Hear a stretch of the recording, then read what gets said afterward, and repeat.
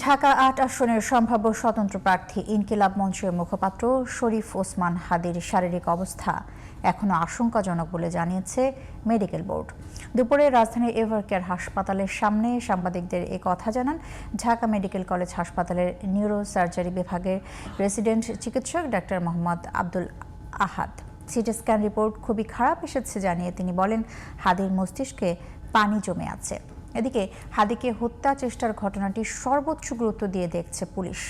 রফিক মাহমুদের রিপোর্ট।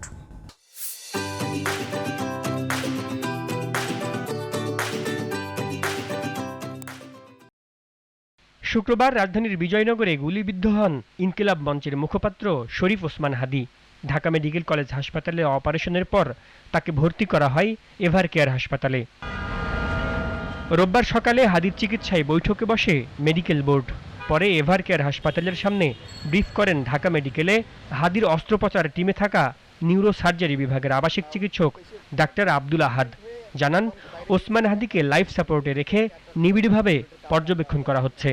তার ব্রেনের যে কন্ডিশনটা সেটা অপরিবর্তিত রয়েছে এবং সেই পরিস্থিতিতে যে ব্রেনের স্টেমে যে ইনজুরিটা ছিল সেটা মারাত্মকভাবে ক্ষতিগ্রস্ত হয়েছে এবং ব্রেনে ইস্কেমিয়া আমরা দেখেছি যে অক্সিজেন স্বল্পতা যেটা আমরা লক্ষ্য করেছিলাম সেটা আরও প্রমিনেন্ট হয়েছে। ব্রেনের যে বিভিন্ন জায়গাগুলোতে সেগুলোতে রক্তগুলো জমাট বেঁধে আছে বলে আমরা সিটি স্ক্যানে দেখেছি এবং যে পাশে অপারেশন হয়েছে সেই পাশে ব্রেনটা একটু চাপ দিয়ে ওই পাশে ঠেলে দিচ্ছে, এরকম করে আমরা পরিলক্ষিত করেছি।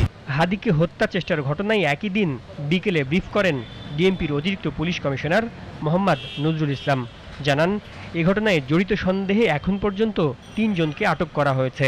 ইতিমধ্যে শেরপুরের নলিতাবাড়ি এলাকায় অভিযান পরিচালনা করে সীমান্ত দিয়ে লোক পারাপার যারা করে এই জড়িত সন্দেহে আমরা 2 জনকে গ্রেফতার করতে সক্ষম হয়েছি, তাদেরকে নিয়ে আসছি।